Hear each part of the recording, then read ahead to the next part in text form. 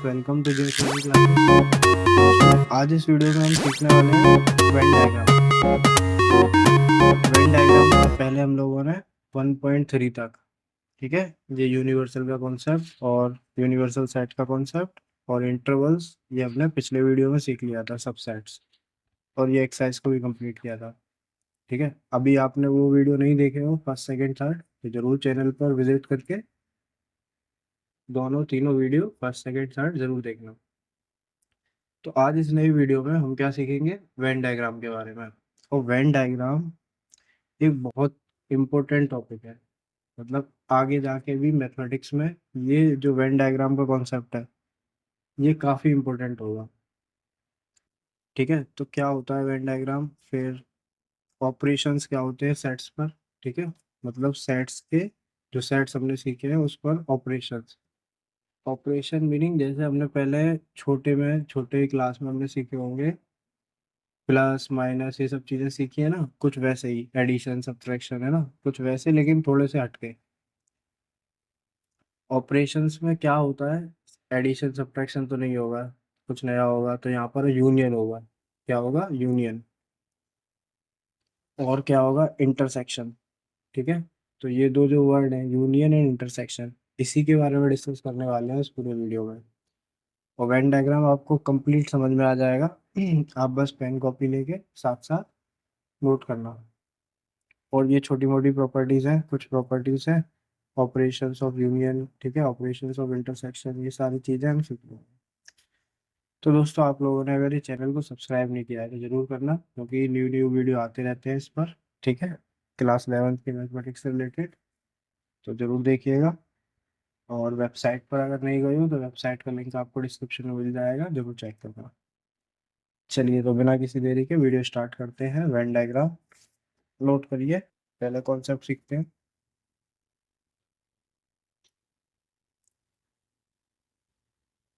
क्या है आज का टॉपिक, वेन डायग्राम। ठीक है, कोई ऐसा डायग्राम नहीं बनाना हमें, बहुत इजी है। तो वेन डायग्राम होता क्या है एक्चुअल में, देखो क्या लिखा हुआ है, most of the relationship between sets. तो किसके रिलेशनशिप की बात कर रहे हैं, सेट्स की, मतलब एक सेट का रिलेशन दूसरे सेट के साथ can be represented by means of diagram which are known as Venn diagram. तो दो सेट का रिलेशनशिप को रिप्रेजेंट करने के लिए जो डायग्राम यूज करते हैं उसको हम बोलते हैं वेन डायग्राम। तो क्या लिखेंगे कि रिलेशनशिप, अगर कोई पूछे, कि वैसे पूछेगा नहीं कोई भी, लेकिन पता होना चाहिए कि relationship between sets can be represented, अभी बिल्कुल अच्छे से सीख जाएंगे इसको, can be represented means of bye means of diagram which are known as Venn diagram। ठीक है, तो वेन डायग्राम में होता क्या है, इसमें हम एक चीज बताएंगे इसमें जो आपको याद करनी है, क्या, कि वेन डायग्राम में एक यूनिवर्सल सेट जरूर होगा। कौन सा सेट जरूर होगा, यूनिवर्सल सेट। और यूनिवर्सल सेट को हम रिप्रेजेंट करेंगे किससे, यहाँ लिख देंगे छोटा सा, रिप्रेजेंट करेंगे किससे, रेक्टेंगल से। किससे रिप्रेजेंट करेंगे, एक रेक्टेंगल से। ठीक है, और जो सबसेट्स होंगे, सबसेट मतलब दूसरे सेट्स होंगे सबसेट, उसको हम रिप्रेजेंट करेंगे किससे, सर्कल से। ठीक है, तो बस एक रेक्टेंगल और एक सर्कल बनाना आना चाहिए। तो अब सीखते हैं। जैसे एक रेक्टेंगल बनाया हमने, तो यूनिवर्सल सेट वो सेट होता है जिसमें सारे एलिमेंट होते हैं। ठीक है, तो यहाँ पर हमने यू लिख दिया, तो ये जो रेक्टेंगल में अब जो भी आएगा वो यूनिवर्सल सेट के एलिमेंट्स होंगे। कैसे, जैसे वन है, 5 है, 9 है, इसको सीखेंगे तभी आगे सीखेंगे। 7 है, 3 है। ठीक है, ऐसे ये भी लगा दे रहे हैं। ठीक है, ये इसके एलिमेंट है। अब इसी के अंदर सीखिए। तो अभी यूनिवर्सल में क्या क्या दिख रहा है आपको? 15937 दिख ही रहा है। ठीक है, और 2 4 6 10 और 8। अब आपको यूनिवर्सल में क्या दिख रहा है? अब आपको 1 2 3 4 5 6 7 8 9 10, मतलब यूनिवर्सल में आपको सारे दिख रहे हैं, है ना। जैसे यहीं में पूछो यूनिवर्सल में आपको क्या क्या दिख रहा है? अभी 1 से लेके 10 तक दिख रहा है। यस या नो? Yes sir. ठीक है, अब यहाँ पर अगर हम एक सर्कल बना लें। ठीक, ये सर्कल चाहो तो इससे ज्वाइन करो या नहीं करो, कोई फर्क नहीं है ना। एक सर्कल बना लिया। ठीक है, और यहाँ पर हमने ये लिख दिया। तो अब आपको यूनिवर्सल के अलावा एक सेट और नजर आएगा, जिसको सबसेट बोला जाएगा इस यूनिवर्सल का। उसके अंदर आपको 2 4, इसमें देखो 2 4 6 8 10 ये दिख रहा है, ये नजर आ रहा है। ठीक है, तो 2 4 6 8 इसमें आ गए। तो दोस्तों यहाँ पर ये जो यू है, ये जो रेक्टेंगल के अंदर, तो ए भी है ना, सारे इस रेक्टेंगल के अंदर है। तो ये तो यूनिवर्सल सेट हो गया। ये कौन सा सेट हो गया अपना? Universal set. और जो ए है वो क्या हो गया? वो हो गया सबसेट, क्योंकि ए के सारे एलिमेंट 2 4 6 8 इस पे आ ही रहे हैं। तो समझ में आया वेन डायग्राम? तो ये वेन डायग्राम हो गया आपका। अब एक और वेन डायग्राम सीखते हैं, बना बना के सीखेंगे तो और समझ में ज़्यादा आएगा। ठीक है, तो इसमें हम बना लेते हैं पहले। अब देखेंगे इसमें, यहाँ यू लिख देंगे क्योंकि ये यूनिवर्सल है।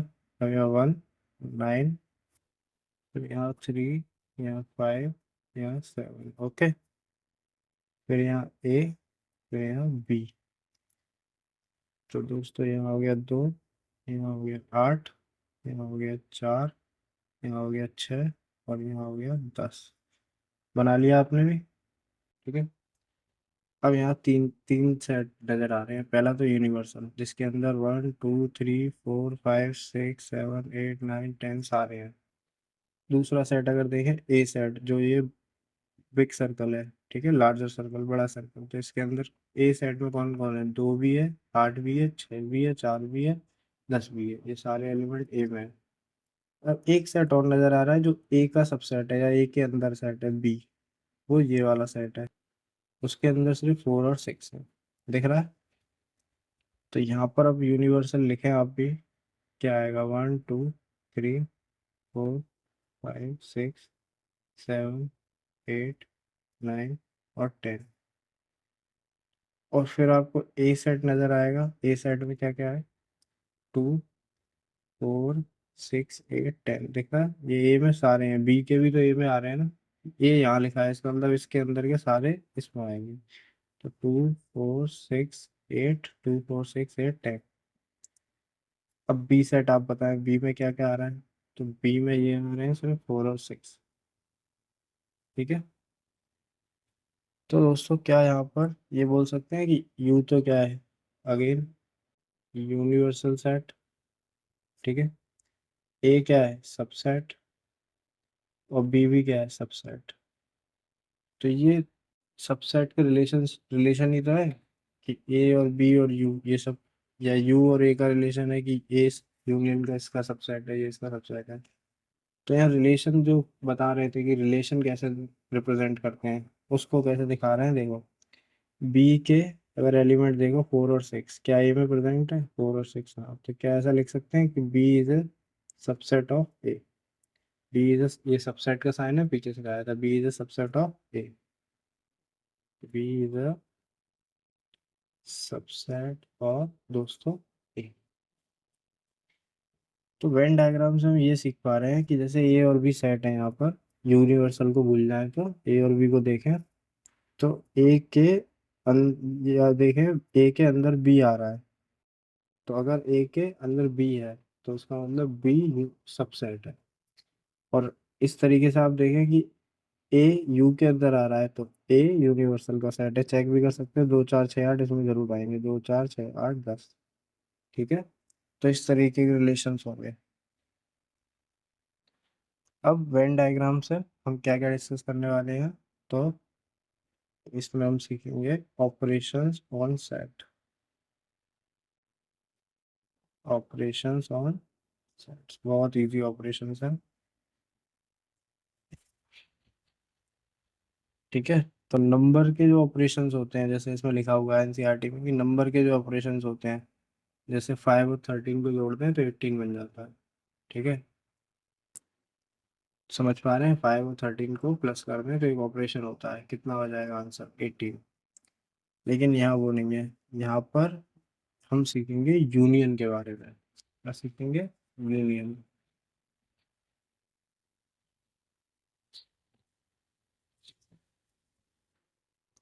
तो यहाँ लिख देते हैं डायरेक्ट यूनियन ऑफ सेट्स। ये एक बार सीख गए तो बहुत मजा आएगा आगे। तो यूनियन ऑफ सेट्स क्या होता है, तो लिखिए let A and B, let A and B any two sets, let A and B दो दो सेट्स हैं। ठीक है, ए और बी दो सेट्स हैं, कैसे भी हो सकते हैं, सिखा रहे हैं कैसे हैं। अब द यूनियन ऑफ, वैसे यूनियन का मतलब क्या होता है, यूनियन का मतलब होता है एक तरीके से सबको ऐड करना।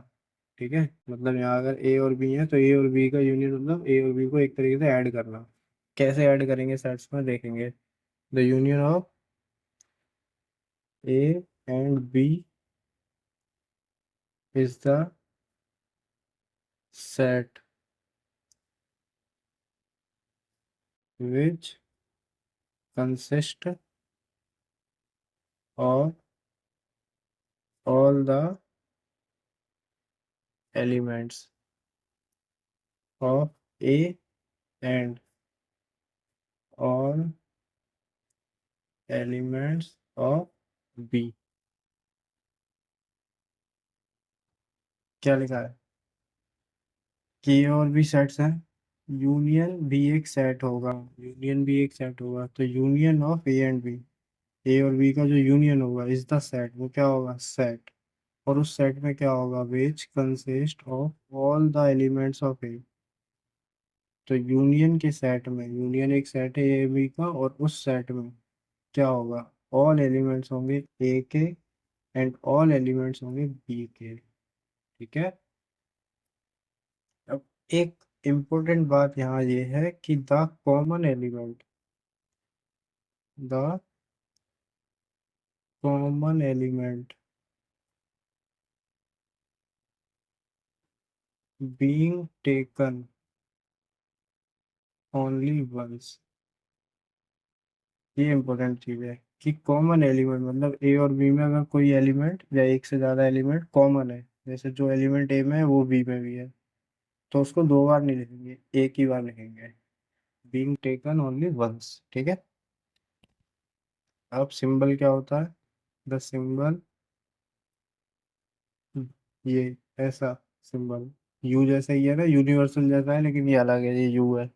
ठीक है, इज यूज, छोटा बनाएंगे इसको थोड़ा, ऐसा छोटा यू बना देंगे, है ना। U is used to denote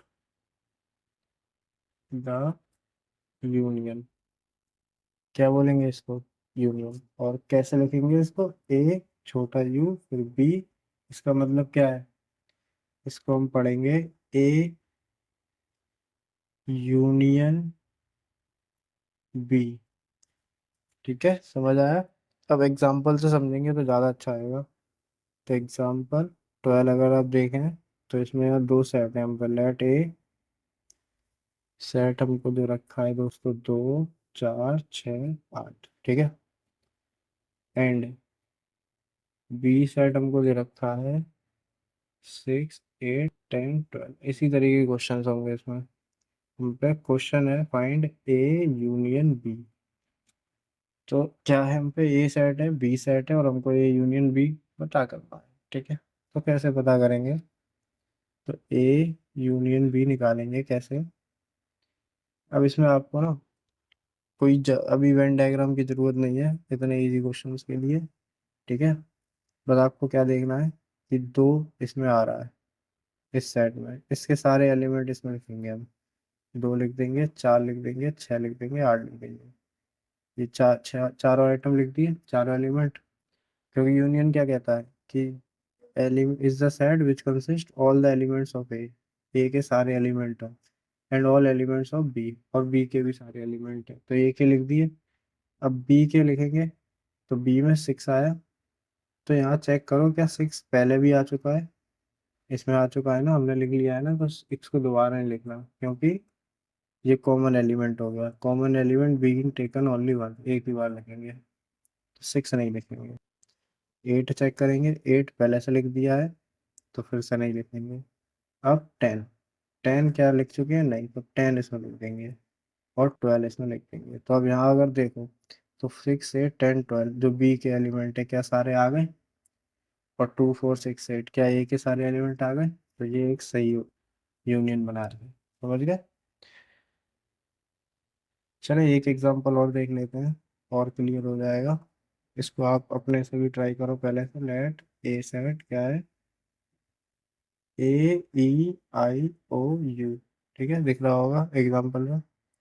और बी सेट क्या है? ए आई यू। ठीक है, शो दैट, इधर शो करना है हमको कि show that A union B A के बराबर है। ए यूनियन बी ए के बराबर है ना? ए यूनियन बी कैसे निकालते हैं?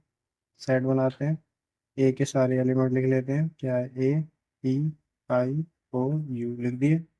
अब बी में आते हैं। ए देखो, ए में पहले से आ चुका है, यहाँ हमने लिख दिया है, तो इसको लिखने की जरूरत नहीं है, कॉमन एलिमेंट है, एक ही बार लिखेंगे। आई आ चुका है, लिख चुके हैं, तो क्या होगा? कॉमन एलिमेंट है, अब नहीं लिखेंगे। और यू, यू क्या लिखेंगे? नहीं। ठीक है, तो इसका मतलब देखो, तीनों ही एलिमेंट कॉमन है, तो ए यूनियन बी अगर आप देखो, तो ए ही आई यू यू, ए के तो बराबर ही है, तो ये सही बात है, ए के बराबर है। समझ गए? चले, तो इतना सीख गए। अब डेफिनेशन की बारी है, तो डेफिनेशन लिख लेते हैं इसकी। ठीक है, एग्जाम में तो नहीं आती है, लेकिन याद होनी, याद नहीं, पता होनी चाहिए। The union of two set, दो सेट के यूनियन की बात कर रहे हैं। Two set A and B, A and B is the set C.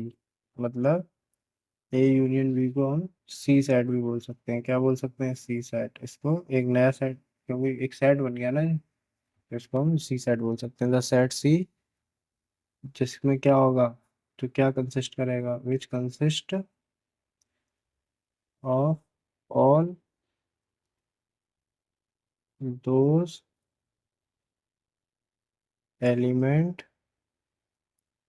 Which are either in A और इन बी। जिसमें which consist all those element, या तो आई इधर इन ए, या तो ए में होंगे या बी में होंगे, दोनों में जो भी होंगे। ठीक है, और ब्रैकेट में लिखेंगे including those which are in both, और वो भी इंक्लूड करेंगे जो दोनों में होंगे। ठीक है, तो अगर इसको सेट बिल्डर फॉर्म में लिखें, तो ए यूनियन बी कुछ ऐसा हो जाएगा। X such that x belongs to A, और एक्स बिलोंग्स टू बी। मतलब एक्स ए में भी बिलोंग करेगा, बी में भी बिलोंग करेगा। और इसका डायग्राम कैसे बनेगा? तो एक यूनिवर्सल तो सबका होगा ही होगा, यूनिवर्सल सेट तो सबका सेट होता है ना। अब इसके अंदर ए सेट ऐसे बनाया कि इसमें कुछ एलिमेंट होंगे, और बी सेट दोस्तों ऐसे बनाया, इसमें इसमें कुछ एलिमेंट होंगे, ये रहा, बी ये रहा। अब इसको ए यूनियन बी जो है वो ये सेट हो जाएगा, ये पूरा पार्ट क्या हो जाएगा, ए यूनियन बी का। ये किसका पार्ट हो जाएगा, ए यूनियन बी का। ठीक है, तो ये जो सेट होगा वो हो जाएगा ए यूनियन बी। समझ में आया होगा अच्छे से कि जो शेडेड पोर्शन है, शेडेड पोर्शन क्या दिखा रहा है आपको, ए यूनियन बी की, इसमें भी एलिमेंट होगा इसमें भी एलिमेंट होंगे, वो सारे एलिमेंट ए यूनियन बी में आ जाएंगे। ठीक है, अब इसकी प्रॉपर्टीज के बारे में अगर हम बात करें तो काफी इजी प्रॉपर्टीज है। ठीक है, तो समझ लीजिए some properties of the operation of union. कुछ प्रॉपर्टीज हैं ऑपरेशन ऑफ यूनियन की। अब नाम से तो आपको थोड़ा सा वैसा लगेंगे, लेकिन थोड़ा ध्यान देंगे और ये प्रॉपर्टीज हम दोबारा सीखेंगे, मतलब इसी वीडियो में अभी 10-15 मिनट्स बाद इंटरसेक्शन कॉन्सेप्ट सीखेंगे ना, उसके बाद यही प्रॉपर्टी दोबारा सीखेंगे। तो अभी अगर कम समझ में आए तो दोबारा तो बिल्कुल परफेक्ट समझ में आ जाएगी। तो A union B is equal to होता है बी यूनियन ए। मतलब ए का यूनियन बी से निकालेंगे या बी का यूनियन ए से, बात वही आएगी, और इसको हम बोलते हैं कॉम्यूटेटिव लॉ। कॉम्यूटेटिव लॉ है ना। तो कॉम्यूटेटिव लॉ यही होता है कि ए का बी के साथ जो रिलेशन है वही बी का ए के साथ है। अब इसको मैं अगर आपको एक, जैसे क्लास में, जैसे हम आप क्लास में सीखेंगे या कोचिंग वगैरह ट्यूशन वगैरह में सीखेंगे तो कैसे बताया जाएगा आपको कि जैसे 2 को 5 के साथ जोड़ा जाए तो आंसर वही आएगा जो 5 को 2 के साथ जोड़ा जाए। मतलब ए को बी के साथ जोड़ो तो भी वही आंसर आ रहा है, या बी को ए के साथ जोड़ो तो भी वही आंसर आ रहा है। लेकिन सिंपली अगर मैं बताऊं, सिंपली मतलब ये है कि ए यूनियन बी, चाहे आप ऐसे देखो ए यूनियन बी को, ठीक है, या आप बी यूनियन ए, आप यहाँ से ऐसे देखो तो बात वही है कि यही सारे एलिमेंट्स हैं, इसलिए A union B union A के बराबर होता है। ठीक है, तो लॉ को क्या बोला जाता है, कम्यूटेटिव लॉ। अब इसमें सेकंड कौन सा है, सेकंड है अगर 3 सेट का लॉ हो तो ए यूनियन बी, जैसे हमने ए यूनियन बी निकाला और फिर जो निकला, जो आंसर आया उसका यूनियन सी के साथ निकालें तो वही आंसर आएगा जो ए का यूनियन, और पहले हम बी और सी का यूनियन देख रहे हैं। ठीक है, इसको भी आप ऐसे ही समझ सकते हो कि जैसे 2 है प्लस ब्रैकेट में 5 है प्लस ब्रैकेट में 7 है, या फिर आप इस जो भी आंसर आएगा क्या आएगा, 12, सॉरी 14। ठीक है, तो ऐसे ही अगर इसका पहले 2 + 5 कर लो और +7 कर लो तब भी आंसर कितना आएगा, 7 + 7 14। तो इस लॉ को हम बोलते हैं एसोसिएटिव लॉ। एसोसिएटिव लॉ में 3 का होना जरूरी है। ठीक है,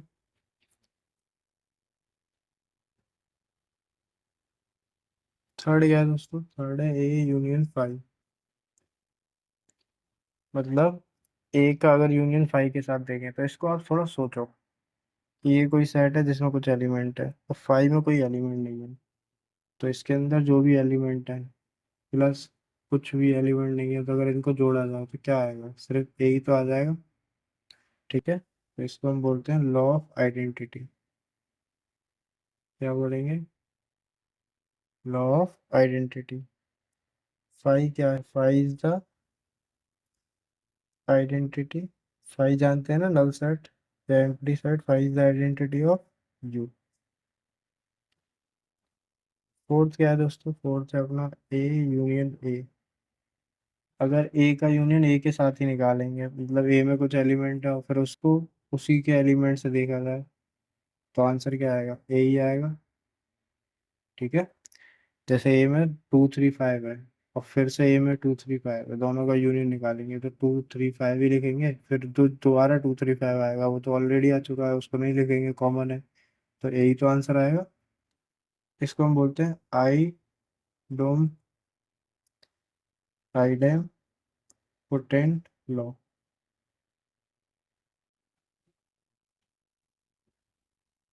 फिफ्थ क्या है? फिफ्थ है यू। यू है यूनिवर्सल। यूनिवर्सल और ये है यूनियन, इंटरसेक्शन ए। इसमें क्या आएगा सोचा है कि यूनिवर्सल का यूनियन ले रहे हैं ए के साथ, मतलब ए में जो भी एलिमेंट है और फिर उसको जोड़ रहे हैं किसके साथ, ऐड कर रहे हैं यूनियन के साथ। तो यूनिवर्सल में जितने भी होंगे, पहली बात तो ए यूनिवर्सल में ही होगा, ए सेट यूनिवर्सल में होगा। और यूनिवर्सल में कुछ अलग से एलिमेंट होंगे, दोनों को जोड़ा जाए तो वो क्या आएगा, यू ही आएगा, यूनिवर्सल आएगा।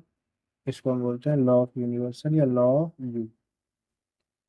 ठीक है, प्रॉपर्टीज समझ में आई होंगी और कम आई होंगी, कोई बात नहीं। आगे इंटरसेक्शन सीखते हैं और अच्छे समझ में आता है। अब हम सीखेंगे इंटरसेक्शन और सेट्स। तो इंटरसेक्शन ऑफ सेट्स क्या होता है? The intersection of sets A and B is the set of all elements which are common to both A and B। Union में क्या था, जिसमें ए और बी के दोनों के एलिमेंट्स होने चाहिए और कॉमन को एक बार रखेंगे। इंटरसेक्शन में है कि the intersection of A and B, A और बी का intersection is the set of all elements which are common to both A and B. इसमें सिर्फ वो एलिमेंट रखेंगे इंटरसेक्शन में जो दोनों में कॉमन होंगे। ठीक है, नहीं समझ में आया हो तो कोई बात नहीं, इसको हम सिखाते हैं। पहले लिख लेते हैं कि A intersection B equals to क्या हो जाएगा, x belongs to A and, पिछले वाले में देखो क्या लिखा था, और लिखा होगा इधर, और चेक करो। और मतलब या ये, लेकिन यहाँ है एंड। एंड का मतलब दोनों में होना चाहिए, टू बी। ठीक है, एग्जाम्पल से समझ में आ जाएगा। तो एग्जाम्पल में देखिए, वही वाले इंटर जो पहले सेट से 12 में, उसी में निकालना है। कंसीडर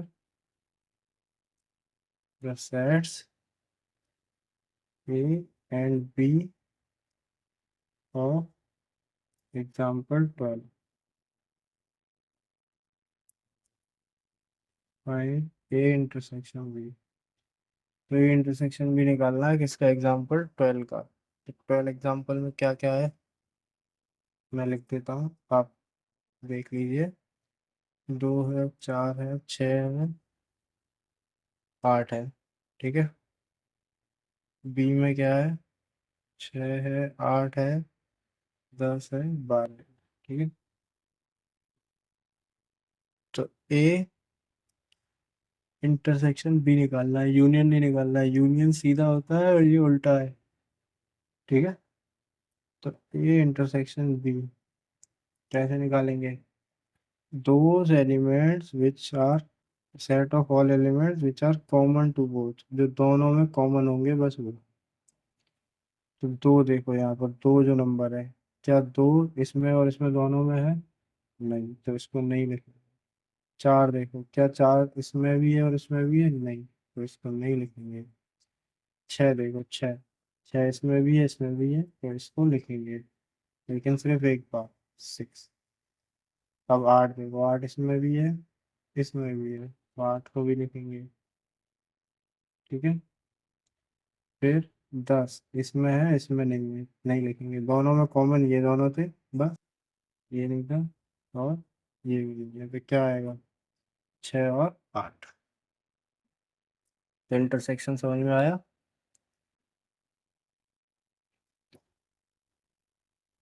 ठीक है, चलो एक ये वाला क्वेश्चन कर लेते हैं। एग्जाम्पल 17 जैसे दे रखा है।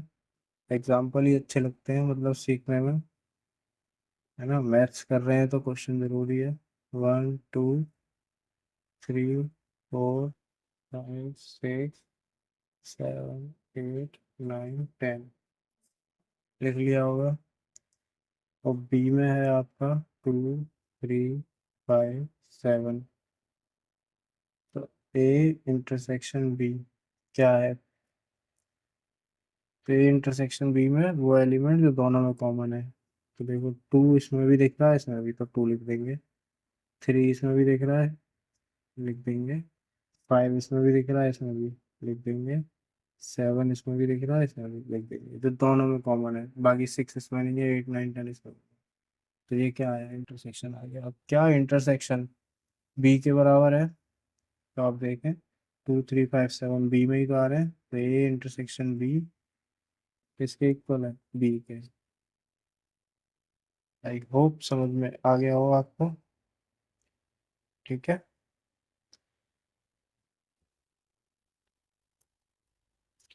अब इंटरसेक्शन को हम रिप्रेजेंट कैसे करते हैं वेन डायग्राम में।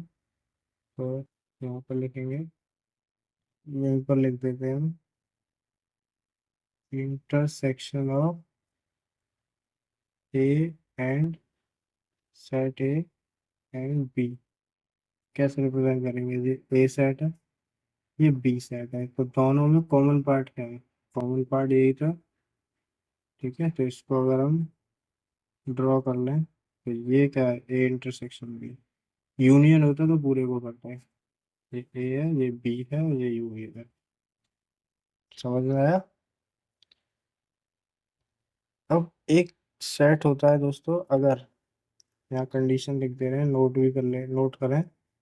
ये हम बात कर रहे हैं डिसजॉइंट सेट के बारे में। तो डिसजॉइंट सेट क्या होता है, कि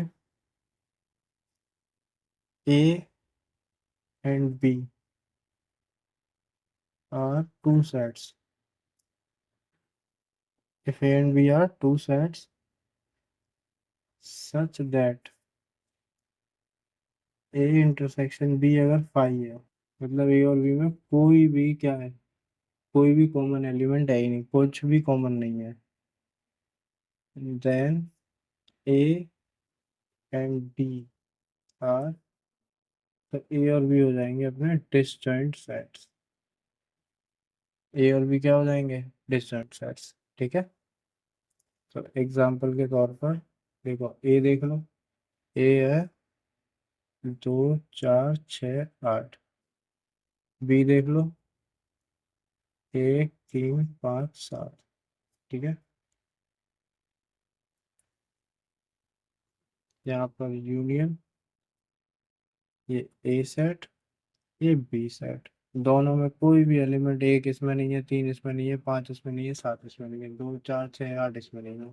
तो ये ए और बी कैसे सेट है, ये हो जाएंगे डिसजॉइंट सेट, क्योंकि इनका ए इंटरसेक्शन बी क्या है, फाइव। कोई एलिमेंट है ही नहीं, कोई एलिमेंट नहीं है, खाली है सेट। मतलब एक भी एलिमेंट अगर कॉमन होता तो लिख देते, अब नहीं है तो क्या लिखेंगे, फाइव। ठीक है,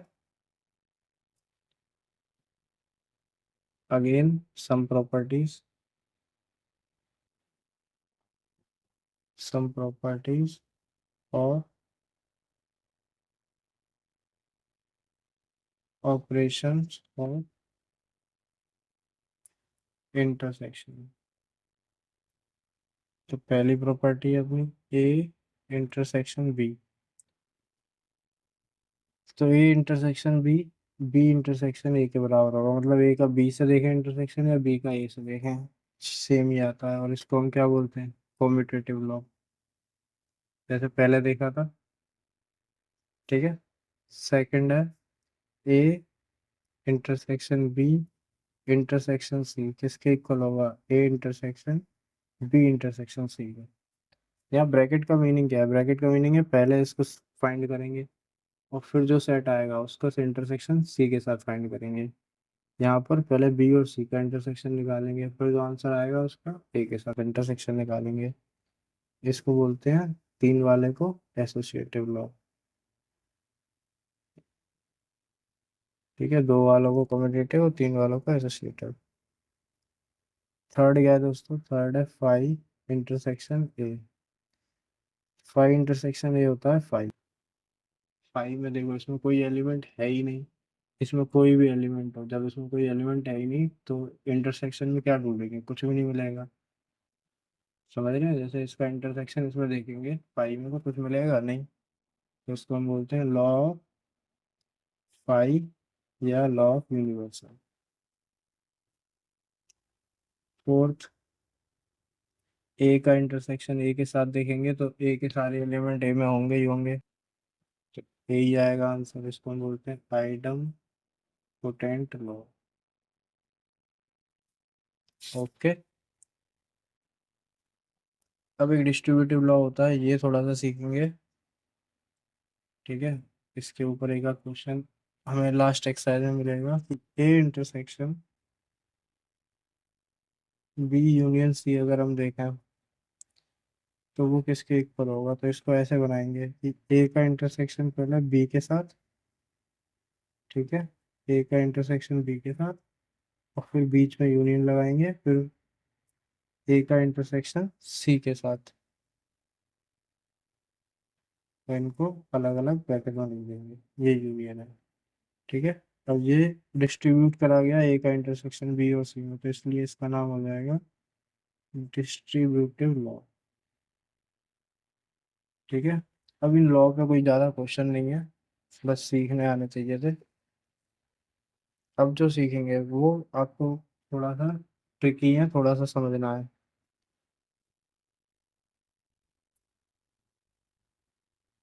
यहाँ पर तीन सेट बनेंगे।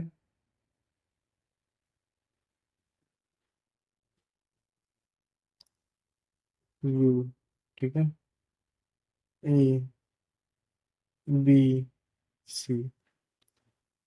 अब देखो ये जो रीजन शेड कर रहे हैं, इस शेडेड रीजन में आपको बताना है, ये जो रीजन शेड किया है ये क्या है। तो यहाँ हम देखें, अगर हम ए को नहीं देखें, क्योंकि कुछ एलिमेंट ए के भी आ रहे हैं, तो अगर आप देखें तो ये बी है और ये सी है, तो बी और सी का ये यूनियन ही था एक तरीके से। बी ये रहा और सी ये रहा, और ये बी और सी का क्या यूनियन है ना, तो इसलिए इसको आंसर आ जाएगा बी यूनियन सी। ठीक है, फर्स्ट वाले का। और सीखें, ए है, ये सी है, ये बी है, ये ए, ये सी, ये बी, ये यूनियन है। ठीक है, और जो रीजन शेडेड है वो ये वाला रीजन है, ये वाला रीजन। अब यहाँ पर ये क्या है? अगर सी को नहीं देखें तो ये ए का पार्ट जो बी में आ रहा है, ये पार्ट बी का बी में आ रहा है ना ए का पार्ट ए बी में आ रहा है, या बी का पार्ट जो ए में आ रहा है, तो वही तो कॉमन पार्ट है ए और बी का। ये कॉमन पार्ट है ना ए और बी का। पीछे देखो, ये क्या सिखाया था? ये ए इंटरसेक्शन बी सिखाया था। ठीक है, थर्ड देखें,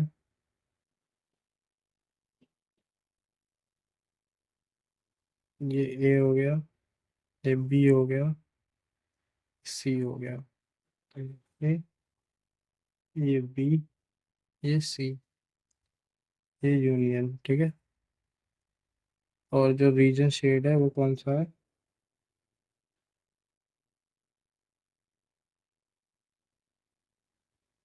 वो ये रीजन है। तो इसको अगर हम चेक करें तो A intersection B union C.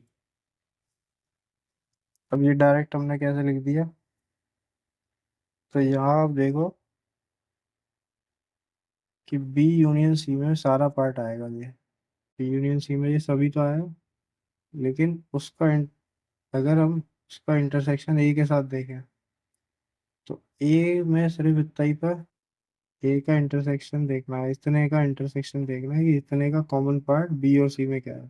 तो सिर्फ यही तो है बस, यही वाला पार्ट। ये तो ए में नहीं आ रहा, ये भी ए में नहीं आ रहा, ये भी नहीं आ रहा, ए से इंटरसेक्शन निकाल रहा है। तो ये क्या है, A intersection B union C. समझ गए? इसी को दोबारा से लिखेंगे, अभी दोबारा सीखेंगे यही वाले को। मतलब इसके दो आंसर हैं ये।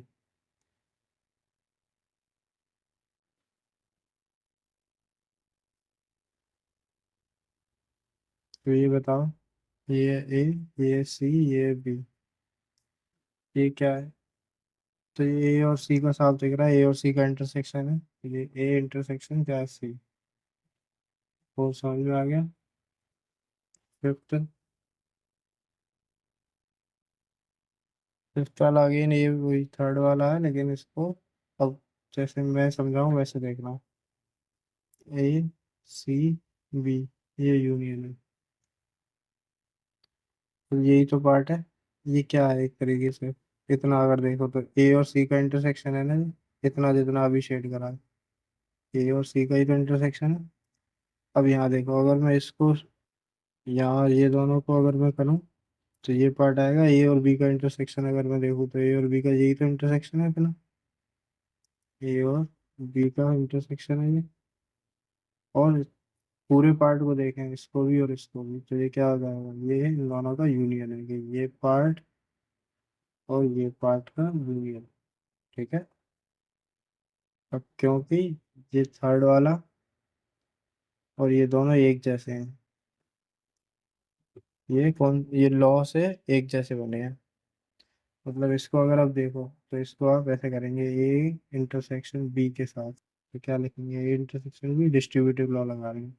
और फिर यूनियन आ रहा है, यू लिख दिया, और फिर ए इंटरसेक्शन सी के साथ, ए इंटरसेक्शन सी, वही आ रहा है ना। या इसको भी आप क्या लिख सकते हो कि बी यूनियन सी को, बी यूनियन सी जैसे पूरा आएगा और उसका इंटरसेक्शन ए के साथ, तो यही तो आएगा। ठीक है, थोड़ा थोड़ा सेट हुआ होगा माइंड में क्या हो रहा है ना। इतनी ज्यादा कॉम्प्लिकेटेड नहीं है, इजी है।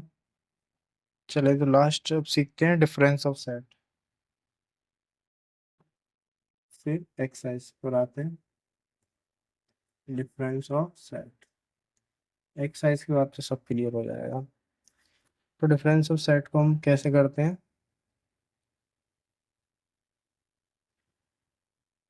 कि इसमें सीधे लिख देता हूँ मैं कि ए माइनस बी, इसको हम बोलते हैं डिफरेंस ऑफ सेट। तो ये में से बी वाले सेट को माइनस कर दो।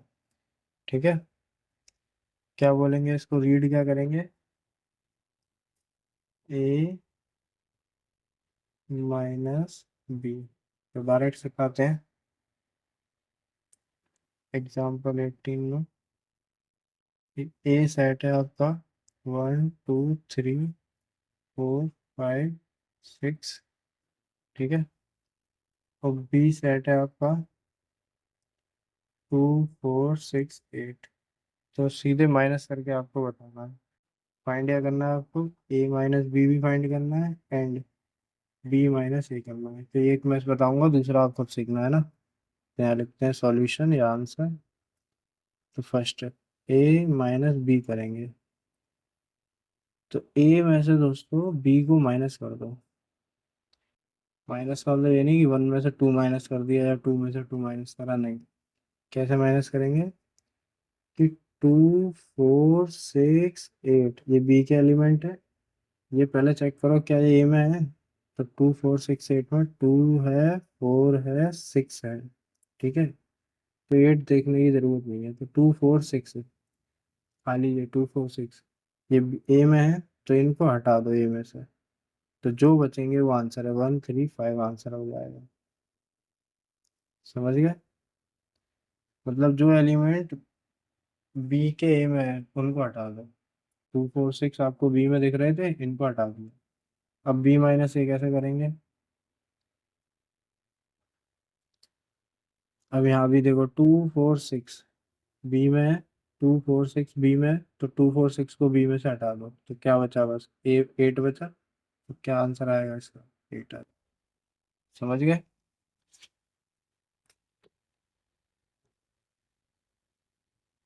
चलो एग्जाम्पल 19 करते हैं। V, A E I O U, ठीक है। और बी है आपका A I K U, ठीक है। अब वी माइनस बी करना है, तो वी माइनस बी का मतलब वी में से बी को माइनस कर दो। जो जो वी के एलिमेंट बी में है उसको हटा दो। ए इसमें है तो ए मत लिखो, इसको नहीं लिखना। ई इसमें है, नहीं तो ई को लिख दो। आई इसमें है तो मत लिखो। फिर ओ इसमें है, नहीं तो लिख दो। यू इसमें है तो मत लिखो। तो ई और ओ आंसर आ गया। अब बी माइनस बी करेंगे तो क्या आएगा, बी में से ए को हटा दो तो पहले वाले ही हटेंगे, इसमें से ए हटेगा, ठीक है, और यू हटेगा। आई और आई भी हटेगा। क्या आएगा, बस के आ जाएगा। एक चीज याद रखेंगे क्या, कि ए माइनस बी इक्वल नहीं होता किसके, बी माइनस ए के। ये तो देख लो, इसमें ई और ओ आ रहा है, इसमें के आ रहा है, तो क्या बी माइनस बी बराबर है, नहीं, बी माइनस बी बिल्कुल नहीं। तीनों सीख गए, इंटरसेक्शन, यूनियन, और क्या था ये माइनस वाला है ना, क्या बोलते हैं इसको, डिफरेंस ऑफ सेट, ठीक है।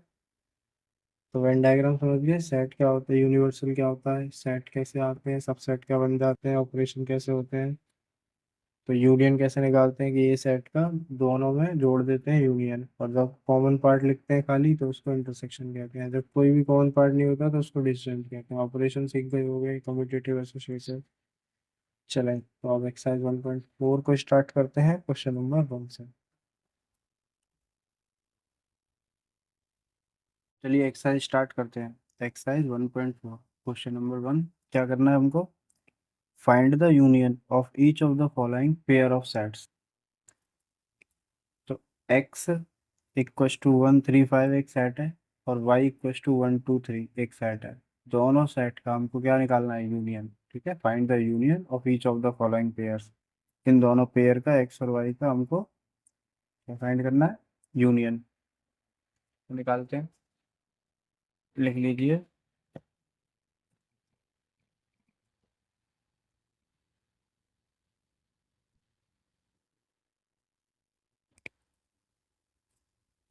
एक्सरसाइज 1.4 का क्वेश्चन नंबर 1। तो फर्स्ट है अपना x इक्वस टू 1 3 5, ठीक है। और y है अपना 1 2 3। अब जैसे जैसे प्रैक्टिस करेंगे वैसे वैसे अपना अपने को इजी लगने लगेगा, ठीक है। तो पहला करते हैं solution first, x union y, दोस्तों ऐसे ही लिखेंगे, बीच में u का साइन आएगा, x यूनियन y, ठीक है।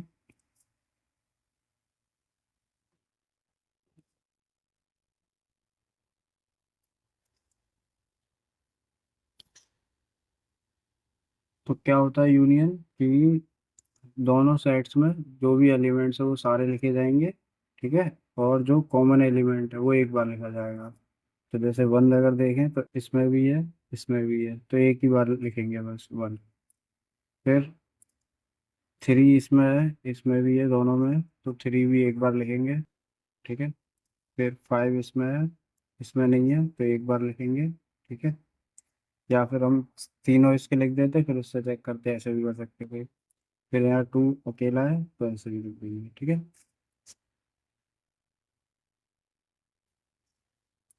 तो पहले का आंसर क्या हो जाएगा, 1352, या 1235 भी हो सकता है।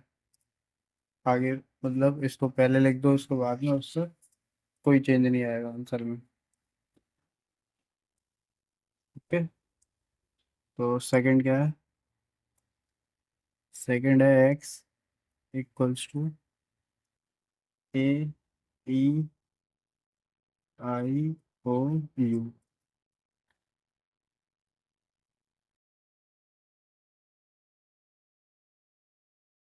एंड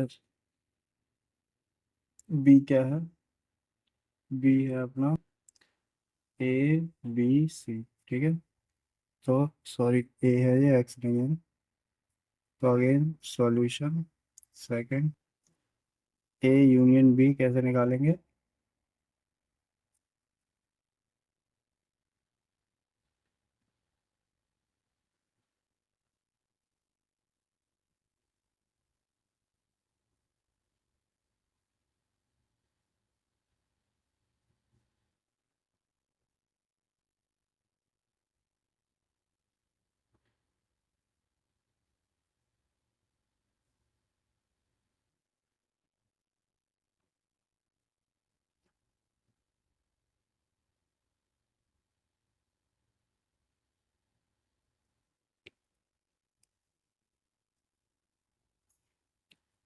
ए यूनियन बी कैसे निकालेंगे? देखिए, ये सारे एलिमेंट्स लिखेंगे पहले, ए ई आई ओ यू। ठीक है, ए E I O you, simple. उसके बाद चेक करेंगे कि जो एलिमेंट हमने लिख दिए पहले सेट के, क्या वो कॉमन तो नहीं है सेकंड वाले में।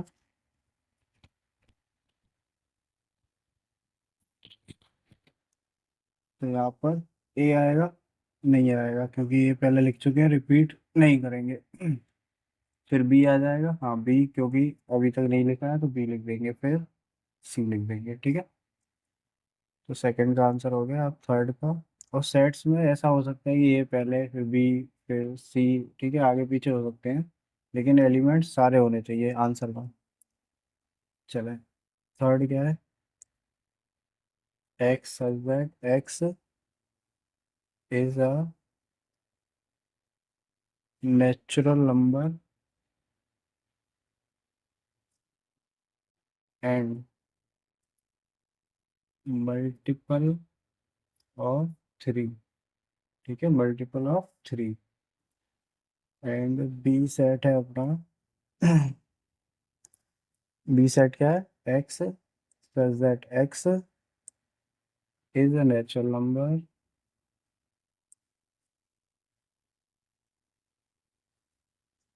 एंड एक्स की वैल्यू यहाँ पर क्या दे रखी है? Natural number less than six. ठीक है, सेकंड क्वेश्चन हो गया, तो इसको सॉल्व करते हैं, थर्ड को सॉरी। तो ए यूनियन बी के लिए पहले आप क्या करें, इसको रोस्टर फॉर्म में कन्वर्ट करना है। तो रोस्टर फॉर्म में कैसे कन्वर्ट हो जाएगा? X is a natural number and multiple of three. तो इसमें कैसे नंबर आएंगे? Like three, six, nine. ठीक है, और फिर क्या आएगा? 12। ठीक है, फिर 15, ऐसे ही आएगा natural number and multiple of three में। फिर 18, फिर ऐसे करके आगे थ्री की टेबल पे जो भी आएंगे। अब बी साइड देखें, तो बी साइड में क्या आएगा? X is a natural number and less than six. तो लेस देन सिक्स में क्या आ जाएगा? वन, टू, छः से कम नेचुरल नंबर कौन सा होगा? नेचुरल वन से स्टार्ट होता है, one two three four five six, पर सिक्स से छोटा होना चाहिए। तो one two three four five, बस सिक्स से छोटा, तो फाइव तक। अब इसका यूनियन निकालें, तो ए यूनियन बी। साउंड थोड़ा सा प्रॉब्लम दे रहा होगा, ठीक है, पर थोड़ा आप थोड़ा सा देखेंगे, सही समझ में आ जाएगा। तो इन दोनों में यूनियन निकालना है। तो आप अगर ये सारे एलिमेंट लिख देते हैं, ठीक है, पहले जैसे थ्री सिक्स, जैसे हम ऐसे लिख देते हैं थ्री सिक्स, आगे थोड़ी सी जगह छोड़ रखी है जिसको बाद में लिखेंगे सेकंड वाले को। पहले थ्री सिक्स इसको लिख दें, नाइन, 12, 15, और ऐसे आगे तक डॉट डॉट डॉट कर दिया। अब इसके बाद सेकंड वाले सेट में देखा कौन कौन से इसमें नहीं है। तो वन इसमें नहीं था, तो इसको वन को लिख दो। टू इसमें नहीं था, टू को लिख दो। थ्री लिख चुके हैं, नहीं लिखेंगे, ठीक है। फोर लिखेंगे, फिर फाइव लिखेंगे। तो एक तरीके से ये इसका आंसर है। और ये डॉट डॉट क्या बता रहा है? कि ये थ्री के मल्टीपल है।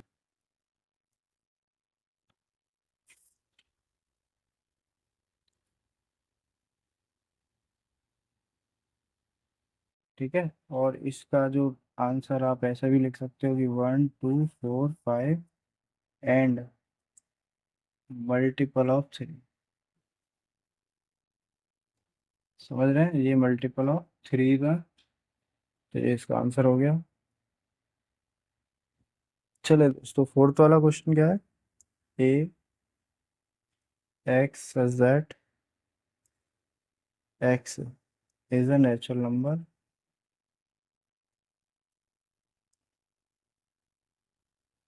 X is a natural number और 1 x less than 6, less than equal to 6। B x x is a natural number, ठीक है, एंड क्या है, 6 x is greater than 6 and less than 10। तो सॉल्यूशन फोर्थ का again roster form में convert कर लेते हैं, ठीक है।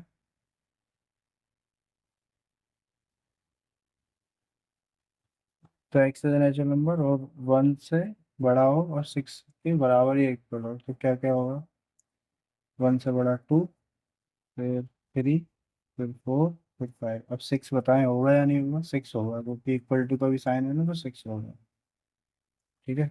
अब बी सेट अगर देखें तो again natural number and x is greater than 6 less than 10। तो 6 से बड़ा कौन सा नंबर है, 7, फिर कौन सा 8, फिर है 9।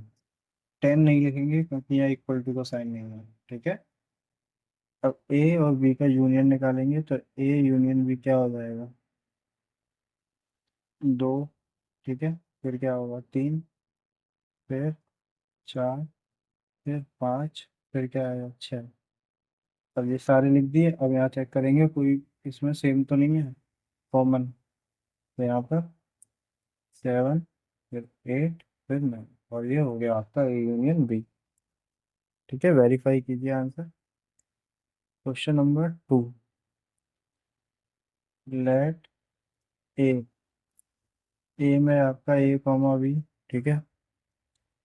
बी, बी में है आपका A comma B comma C, ठीक है।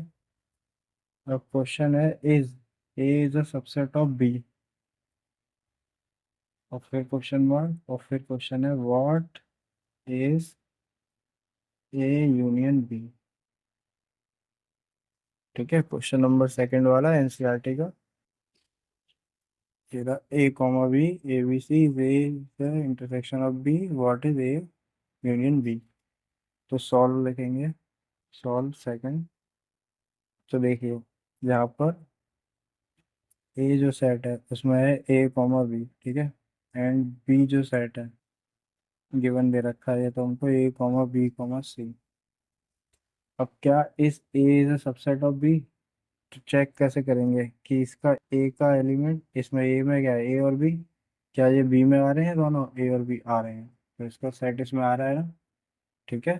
तो अगर इसके सारे एलिमेंट ए के बी में आते हैं, if all the elements of set A is present in set B then A is a subset of B. तो हम यहाँ लिखेंगे A comma B belongs to set B, so A is a subset of B, yes A is a subset of B. अब A union B देखेंगे तो A union B ऐसे निकालेंगे इन दोनों का यूनियन। तो पहले ये दोनों एलिमेंट लिख दो, ए कॉमा बी, उसके बाद इसमें चेक करो क्या ये लिख चुके हैं, लिख चुके हैं, फिर बी भी लिख चुके हैं, फिर क्या है सी, सी नहीं है तो सी लिख दो। तो क्या ए यूनियन बी आपको ए बी सी किसके बराबर नजर आ रहा है, ये सी के बराबर, तो बी के बराबर ही तो नजर आ रहा है, बी जैसे ही है, इसका मतलब इक्वल्स टू क्या होगा, बी। आई होप क्लियर हो गया होगा। चलें तो क्वेश्चन नंबर थर्ड, ठीक है। क्वेश्चन थर्ड क्या है, A and if A and B are two sets such that such that A is a subset of B, comma, what is A union B, की और भी दो साइड हैं, such that A is a intersection of B, A B का क्या intersection, तो A union B क्या हो जाएगा। तो इसका आंसर हमने पहले ही अभी दिया था कि दो सेट हैं अगर और ए बी का सबसेट है, तो ए यूनियन भी क्या हो जाएगा, बी हो जाएगा, है ना। लेकिन इसको हम बताएंगे कैसे। तो इसके लिए एक तरीका तो ये है कि ऐसा लिख देंगे, लेट कि A equals to, sorry, let x belongs to A, ठीक है, let x belongs to A.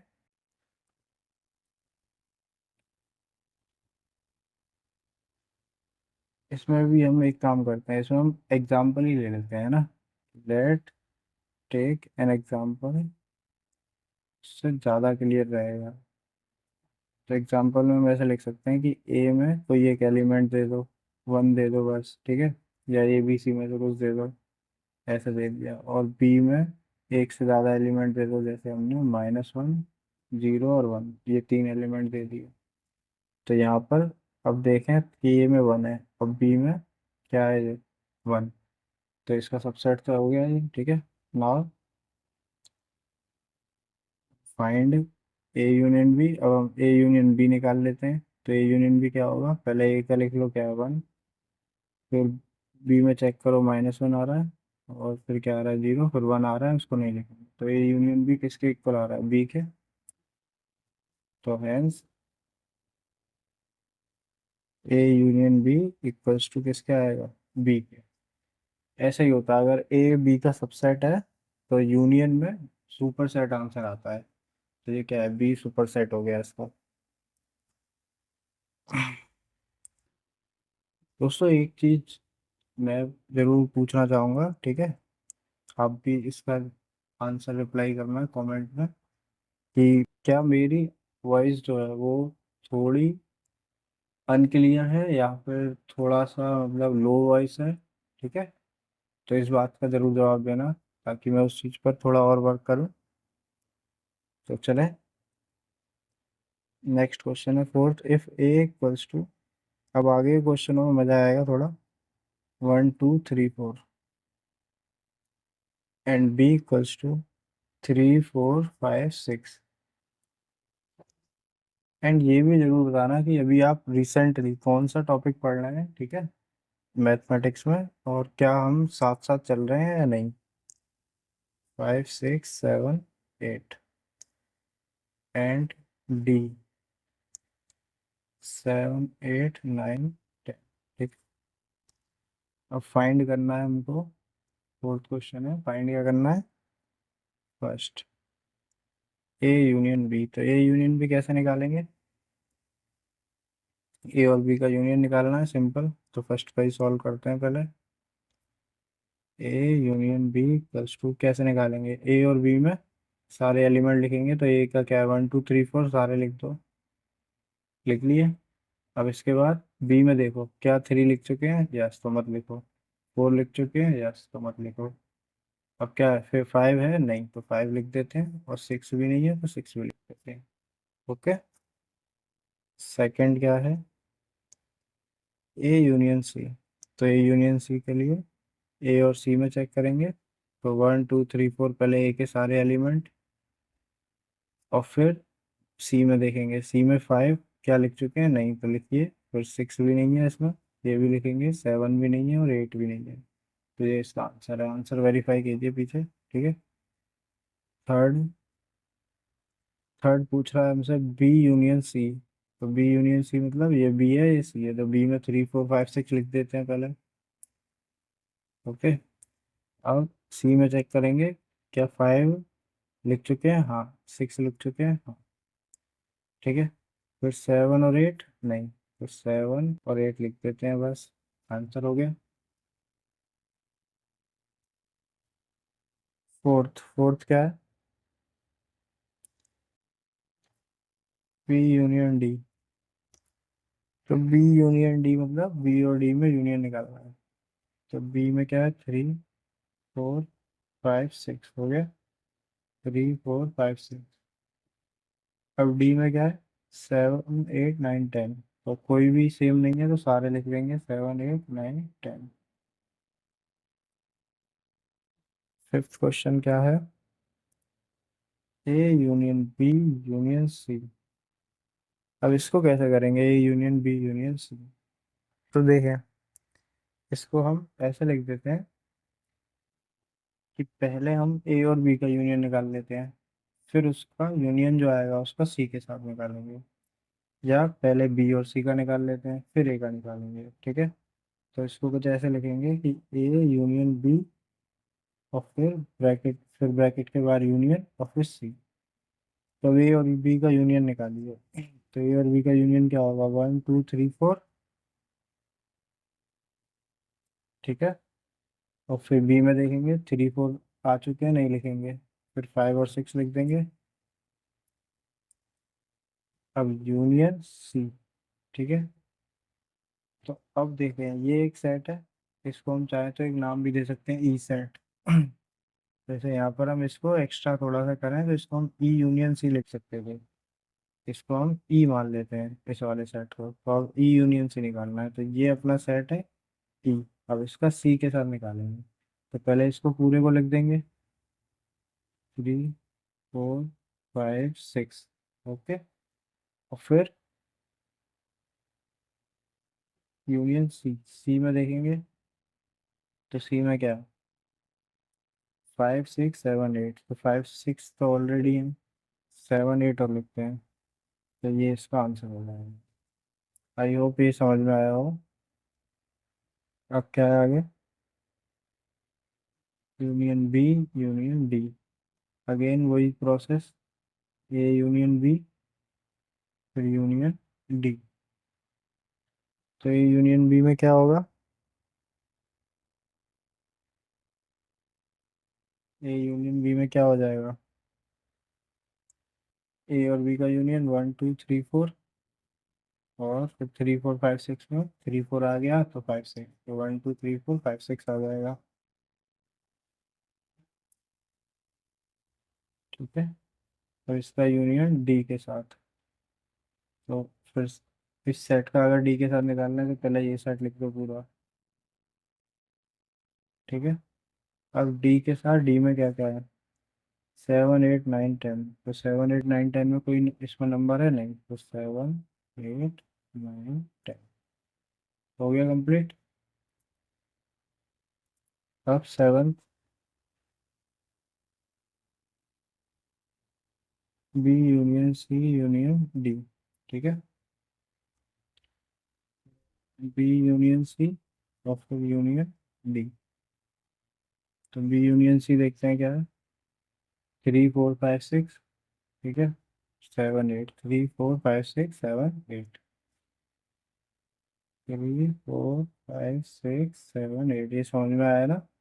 B union C कैसे निकाला, 3 4 5 6 लिख दिए, फिर 5 6 कॉमन है तो नहीं एक ही बार लिखेंगे, फिर 7 8 लिख देते हैं।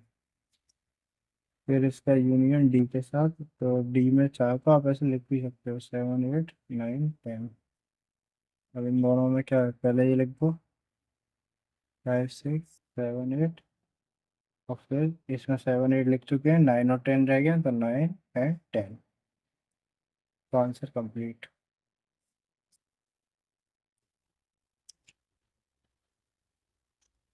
चलो क्वेश्चन नंबर 5 देखते हैं,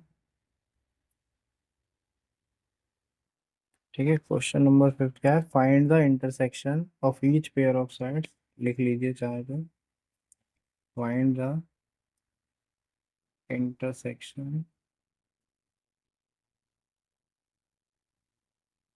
और each pair of cells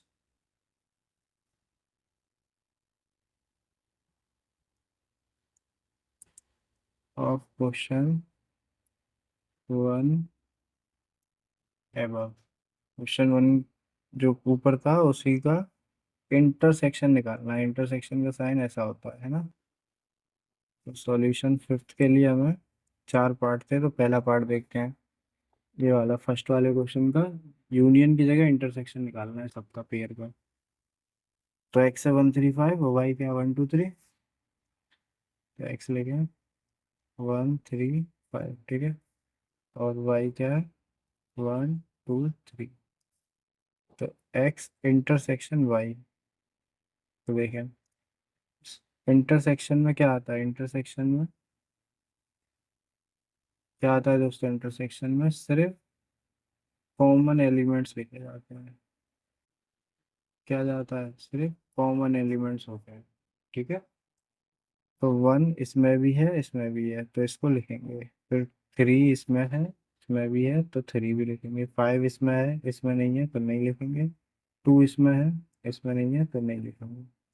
तो आंसर क्या आएगा 13। सेकेंड, ए क्या है, ए ई आई ओ यू, और बी क्या है, ए बी सी, ठीक है। अब ए इंटरसेक्शन बी, पहले ये लिखेंगे, लिख दिया, ठीक है, क्योंकि ये दोनों में कॉमन है, तो ये लिखेंगे। फिर ई इसमें है, इसमें नहीं है, तो नहीं लिखेंगे, एक दोनों में होना चाहिए कॉमन। आई है इसमें है, इसमें नहीं है, नहीं लिखेंगे। फिर ओ इसमें है, इसमें नहीं है, नहीं लिखेंगे। यू इसमें है, इसमें नहीं है, नहीं। फिर बी इसमें नहीं है, सी इसमें नहीं है, तो एक ही आंसर, एक ही एलिमेंट होगा, सिर्फ ए।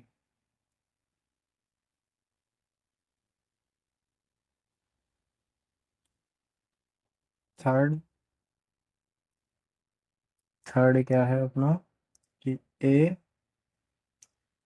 X x is a natural number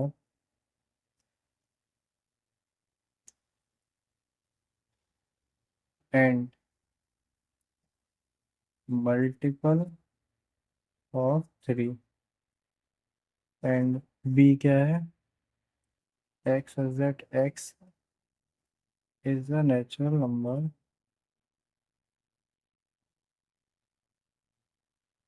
less than 6। तो देखिए दोस्तों, सॉल्व लिखेंगे, सॉल्व थर्ड।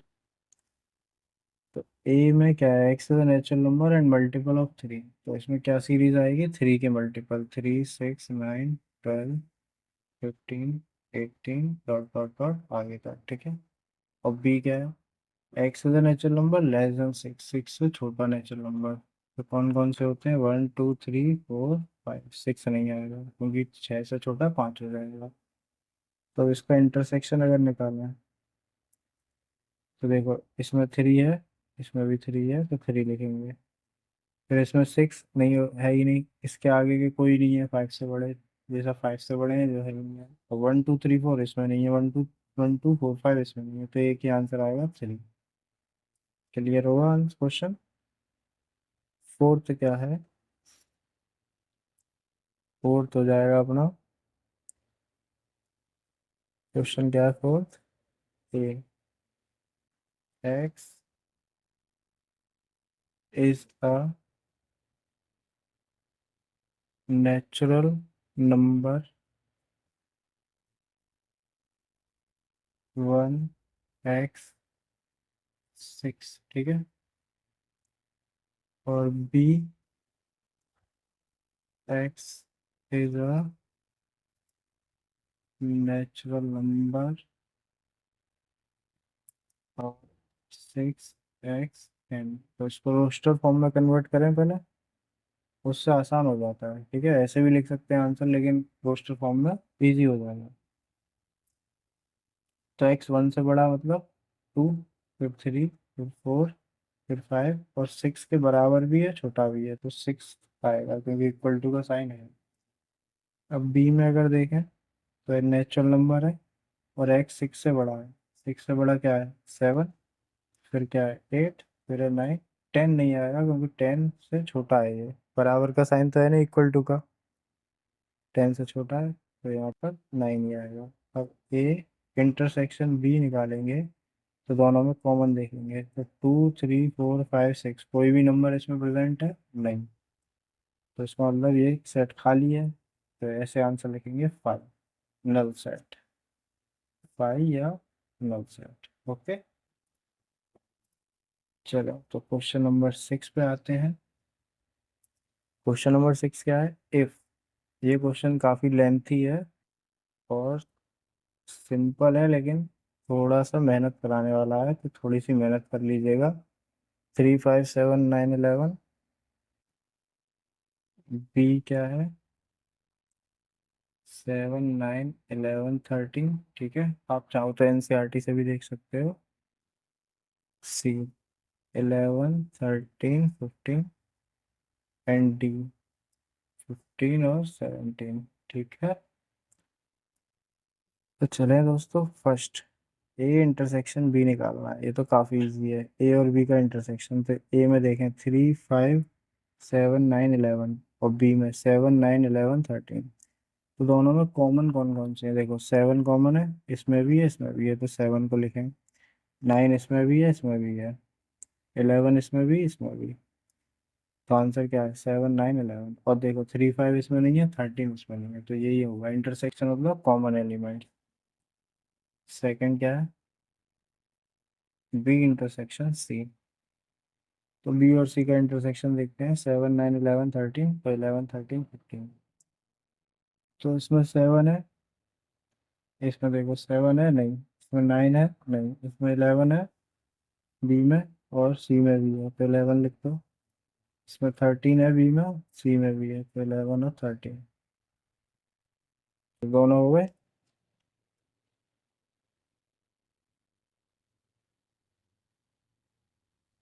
थर्ड देखते हैं, A intersection C intersection D. तो A intersection C intersection D, ये वाला क्वेश्चन है। तो इसको कैसे करेंगे, अब डबल इंटरसेक्शन है, इधर भी, तो पहले ए और सी का इंटरसेक्शन निकालेंगे, फिर उसका डी के साथ। तो ए और सी का इसको ऐसे लिख दो, ब्रैकेट में ए इंटरसेक्शन सी, और फिर ब्रैकेट लगा के इंटरसेक्शन बी। इससे क्या होगा, पहले ए इंटरसेक्शन सी निकालेंगे हम, ठीक है। तो ए इंटरसेक्शन सी क्या आएगा, ए में देखो 3 है 5 है 7 है 9 है 11 है, सी में 11 है 13 है 15 है, दोनों में कॉमन क्या है, 11। और कुछ कॉमन आपको नजर आ रहा है, 13 15 इसमें नहीं है, और 3 5 7 9 इसमें नहीं है, तो 11 है बस। तो यहाँ क्या आ जाएगा, सिर्फ 11, ठीक है। अब इसका इंटरसेक्शन डी के साथ, 11।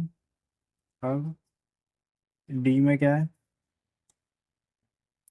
डी में 15 एंड 17, 15 एंड 17। तो अब क्या इन दोनों में कोई कॉमन एलिमेंट है, नो। तो आंसर क्या आएगा, 5, नल सेट,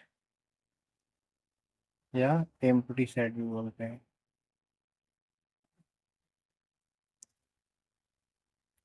चलें फोर्थ देखते हैं, ए इंटरसेक्शन सी। तो ए और सी में इंटरसेक्शन निकालना है, ठीक है। तो ए में क्या है, 3 है 5 है 7 है 9 है 11 है, और सी में क्या है, 11 13 15। तो दोनों में 3 5 7 9 इसमें नहीं है, 13 15 इसमें नहीं है, सिर्फ क्या है, 11। तो आंसर क्या है इसका आएगा, सिर्फ 11, ठीक है। फिफ्थ क्या है, B intersection D, B intersection D. तो बी में क्या है, 7 9 11 13, और डी में क्या है, 15 17। तो 15 17 इसमें नहीं है, 7 9 11 13 इसमें नहीं है। इसके एलिमेंट इसमें चेक करो, और इसके इसमें क्या, 7 9 11 13 का कोई भी है इधर, नहीं है यार, 15 17 ही था बस। तो क्या है, आंसर क्या आएगा, 5, नल सेट फिफ्थ का। सिक्स देखो, इसका है A intersection B union C. अच्छा क्वेश्चन है, A intersection B union C, इसको कैसे करेंगे। तो इसमें एक तो सिंपल फंडा है कि आप पहले B intersection B union C निकाल लो, ठीक है।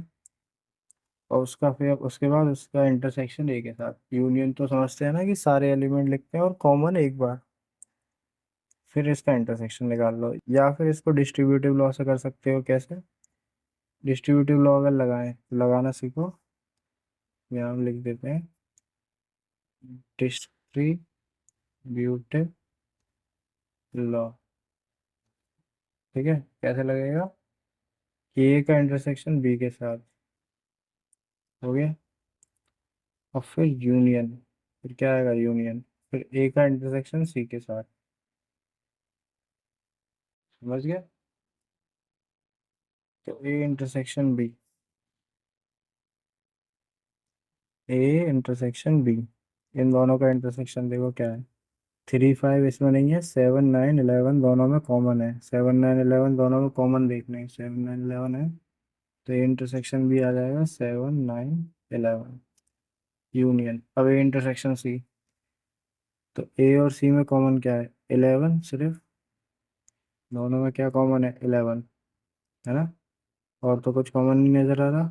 3 5 7 9 नहीं है इसमें, 13 15 है, तो सिर्फ क्या है इसमें? 11। अब इस दोनों में अगर देखो, ठीक है, ऐसे बना लो चार को, इन दोनों का यूनियन देखो, तो यूनियन में पहले ये सारे एलिमेंट लिख लो 7 9 11, और फिर दूसरे वाले सेट के सब लिख दो। कॉमन को मत लिखना, बस एक बार लिख चुके हैं। तो 11 ही है यहाँ पर, तो यही आंसर आ जाएगा 7 9 11। ठीक है, ऐसे भी निकाल सकते थे कि इसका यूनियन निकाल लो और फिर ए के साथ इंटरसेक्शन देख लो, उससे भी आपका आंसर सेम आएगा। नहीं तो अभी आगे हम ऐसा करेंगे तब देख लेना आप, है ना? 7 ए इंटरसेक्शन डी देखते हैं। तो ए इंटरसेक्शन डी, तो ए और डी में इंटरसेक्शन देखो, 3 5 7 9 11, और इधर है 15 और 17, तो कोई एलिमेंट सेम नहीं है। तो आंसर क्या आ जाएगा? नल सेट होगा, मतलब 5। जब कोई एलिमेंट सेम नहीं होता तो 5 लिखते हैं। तो कहाँ तक हो गया अपना? 7 तक हो गया। अब 8th, A intersection B union D. Again वैसे ही क्वेश्चन है जैसे ऊपर किया था, A intersection B union C. चाहो तो डिस्ट्रीब्यूटिव लॉ लगा दो, या इस बार हम दूसरे तरीके से करते हैं। तो अब इस बार हम कैसे करेंगे? ए इंटरसेक्शन, पहले बी यूनियन डी लिख लेते हैं। तो बी यूनियन डी में क्या क्या आएगा देखो, 3 5 7 9 11, पहले सॉरी, बी ये है 7 9 11 13, पहले 7 9 11 13 सारे लिख दिए बी के। अब डी के 15 और 17, 15 और 17, तो डी में 15 17 में क्या आएगा? 7 9 11 13 के बाद 15 17, ये दोनों लिखे जाएंगे। समझ रहे हैं? यूनियन में दोनों सेट के एलिमेंट लिखते हैं ना। अब ए में क्या है? ए में लिख दो 3 5 7 9 11। ओके, अब इंटरसेक्शन किसके साथ है? 7 9 11 13 15 17, दोनों में कॉमन देखो, 7 9 11 इनमें कॉमन है बस। तो ये इसका आंसर हो जाएगा। आप डिस्ट्रीब्यूटिव लॉस लगाए तो उससे भी सेम ही आंसर आएगा, या ऐसे डायरेक्ट कर लें, इससे भी सेम आएगा। 9th क्वेश्चन क्या है? A intersection B intersection B union C. ठीक है, A intersection B intersection B union C. तो ए इंटरसेक्शन बी देखो, तो ए और बी का इंटरसेक्शन दोनों में कॉमन, 7 9 11, 7 9 11 दोनों में यही कॉमन है। तो इंटरसेक्शन बी तो आ गया 7 9 11। ठीक है, फिर इंटरसेक्शन, अब थोड़ा सा कंफ्यूज मत होना, ये यूनियन लगा है। तो अगर हमें यूनियन देखना है बी और सी का, तो बी और सी का यूनियन देखो, 7 9 11 13 लिख लो। ठीक है, इसके बाद 11 13 लिख चुके हैं, 15 नहीं लिखे हैं तो 15 लिख दो। तो 7, 9, 11 और 7, 9, 11 दोनों में यही कॉमन है, तो आंसर यही हो जाएगा।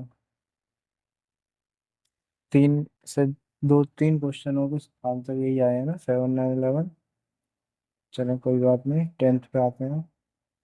ए union D intersection B union C. ठीक है,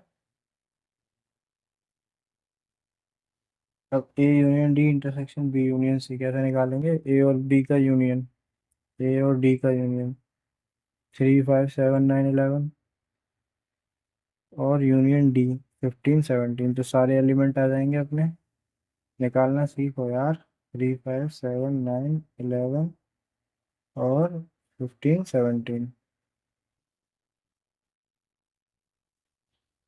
इंटरसेक्शन किसका? बी यूनियन सी के साथ। तो बी और सी का यूनियन, 7, 9, 11, 13 और 11, 13, 15, तो 11, 13 एक बार और 15 भी एक बार। तो 7, 9, 11, 13 और फिर एक बार 15। ठीक है, अब दोनों में कॉमन देखें, इंटरसेक्शन का साइन है तो कॉमन आएगा। 7 है, 9 है, 11 है, 15 है, 7, 9, 11, 15 इसमें होगा, तो यही आंसर आ जाएगा। ठीक ठीक है, तो अब नेक्स्ट वाले क्वेश्चन पे चलते हैं, क्वेश्चन नंबर 7 पर।